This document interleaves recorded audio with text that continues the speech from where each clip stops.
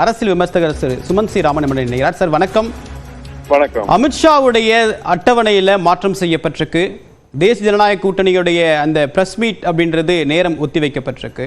இன்னைக்கு அமித்ஷாவுடைய வருகை அப்படின்றது எதிர்பார்த்த அளவுக்கு நகரலையா?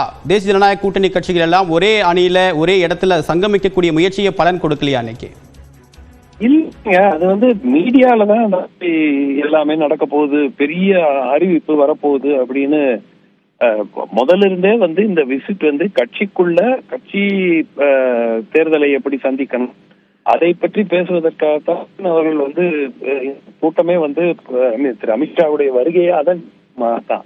பிளஸ் மாநில தலைவர் புதிதாக அதை விஷயம் வந்தார். அறிவிப்பு வரப்போ கூட்டணி அறிவிப்பு வரப்போகுது 2-3 மணிக்கு ஹைப் பண்ணதே மீடியா தான்.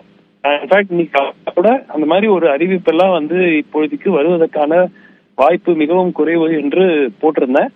அண்ட் அதே மாதிரி தான் ஸோ திரு குருமூர்த்தி அவர்கள் சந்திக்கிறதுங்கிறது குருமூர்த்தி ரொம்ப நாளா பாஜகவுடன் நெருக்கமாக தொடர்பு உடையவர்.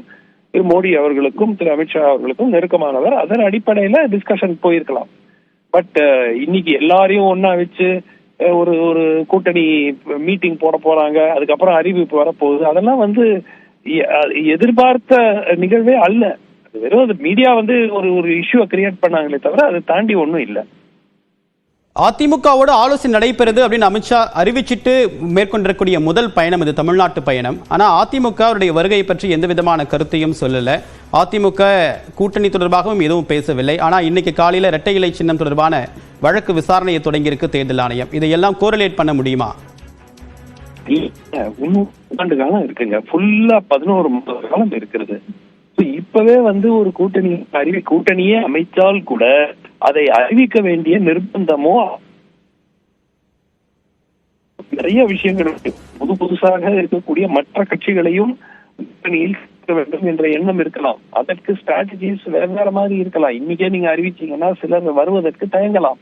ஸோ இதெல்லாம் கால்குலேட் பண்ணி அந்த ஸ்ட்ராட்டஜியினுடைய அடிப்படையில் தான் முடிவுகள் எடுக்கப்படும். ஸோ இவ்வளோ பிரிமெச்சுவரா நீங்க ஏதாவது ஒரு தேர்தல் கூட்டணி இந்த மாதிரி 11 மாசத்துக்கு முன்னாடி அறிவிக்கப்படும், ஏற்கனவே தொடர கூட்டணியை தவிர புதிதாக அமைக்கப்படும் ஒரு கூட்டணி ஒரு ஆண்டுக்கு முன்பு அறிவிச்சு நீங்க ஒரு 4 உதாரணம் கொடுங்களேன்.